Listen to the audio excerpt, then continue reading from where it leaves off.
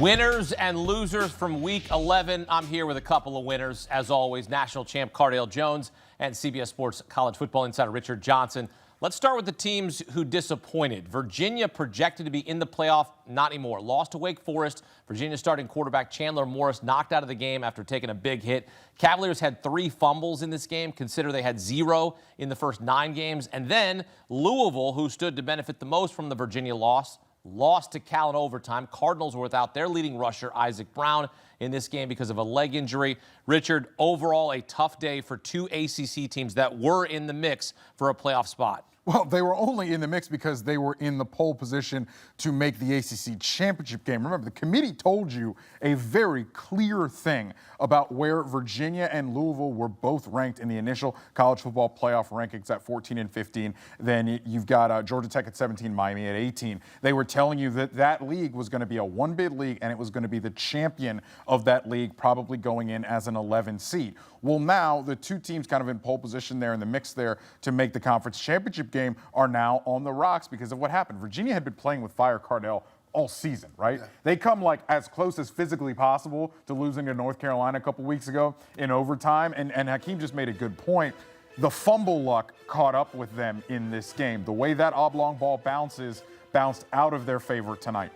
Yeah, you look at this team right now, and I agree. The ACC as a whole is the biggest loser of tonight because now you pretty much wipe off the consideration of having multiple teams having a bid for the college football playoffs, and that starts to have those conversations. I know we're going to get into a little bit later, but about a 10-2 or potentially a 9-3 team from an SEC, or potentially a Big Ten. You look at USC down the road if they can do some things in their schedule to sneak in over a potential 2-loss ACC team because the way how things have crumbled during this last part of the season. It's tough for Virginia, it's tough for Louisville because now they don't control their own destiny. That's absolutely right. And now you leave it up to the committee to project who's going to be in. But at the end of the day, it's whoever gets to the ACC championship, the winner will potentially get in, right? I mean, we talked about this in the green room.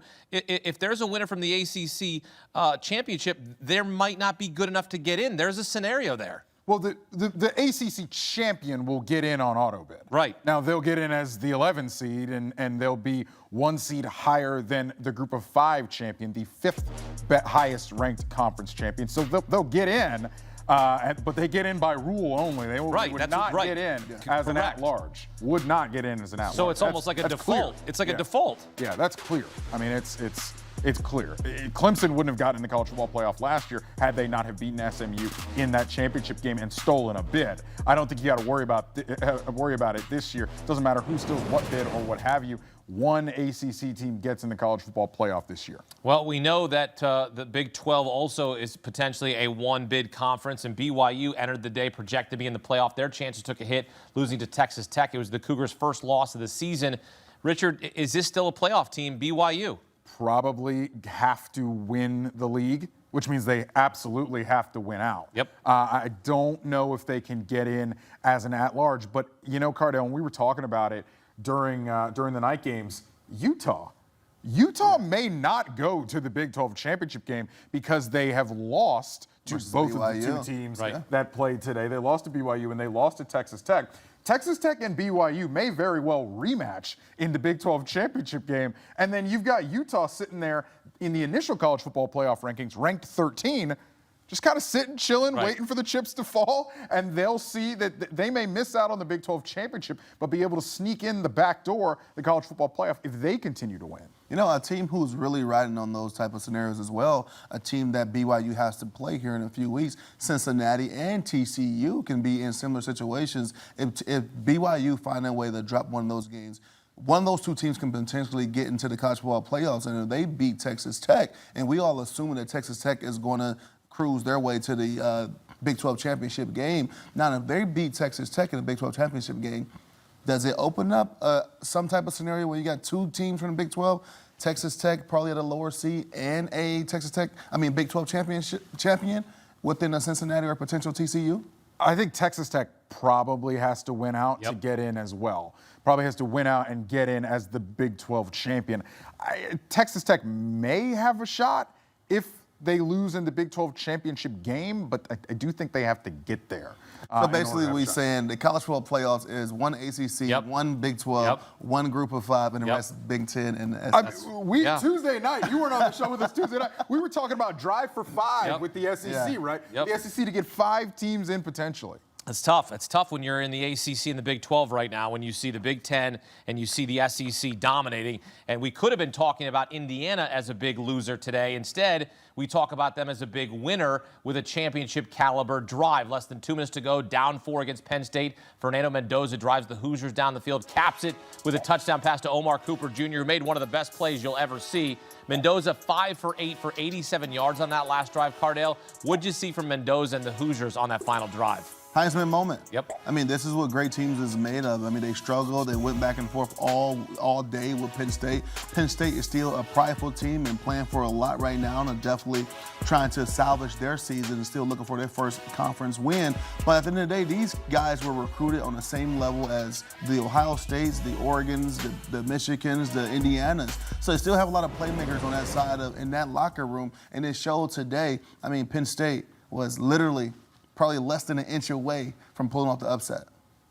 Yeah, Penn State's got Sunday players. It has not gone very well for Penn State this season. We all understand it. It's a lost season for them. But like Cardale said, they still got great players on that team with a great plan. You can come out and you can almost shock the world. At the end of the day, if you're Indiana and you're going to make a run in the college football playoff, you were going to have a day like this. You're going to have a day where you don't have your best, and that team on the other side has their best, and they're giving you their best shot, and Indiana has to find a way to win. It doesn't matter, gritty, not pretty, come out with the dub, and that's what Indiana did today. Yeah, I also like the fact that Curt Cignetti just kind of single-handedly shut down sideline interviews as well. He didn't want to have anything to do with those. He was just like, we need to take care of business right here. I'm not concerned at all. I'm about attacking right now. Yeah, for sure. I mean, if you look at that, Richard made a great point about getting into these battles and getting into these situations earlier versus later. Now, this is going to be an opportunity for Indiana to look at themselves and do some self-evaluation, some self-scouting,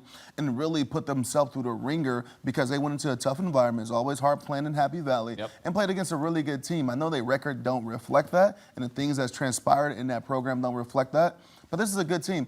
It's better, even if they lost this game. I really wouldn't consider these guys a loser. I really consider because they're going to still be a top 12 team. And that route to the college football playoffs and to the national championship, it may be easier than not to play in your conference championship game.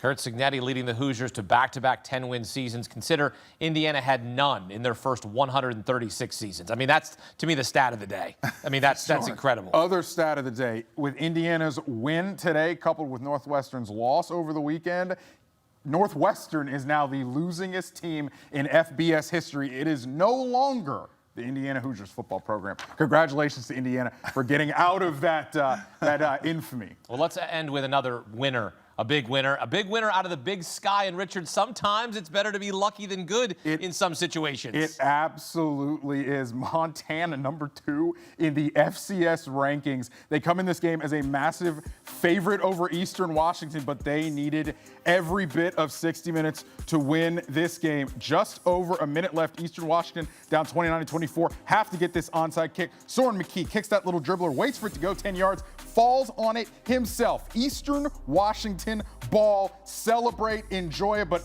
we gotta go down and get 6 points. Jake Skockel, he's gonna dump it off right here to Kevin Allen. Kevin Allen is going to get stopped just short. Oh, he's just short. No timeouts left. Eastern Washington has to spike it. Gotta hurry up to the line of scrimmage. Tick, tick, tick, tick, tick, tick.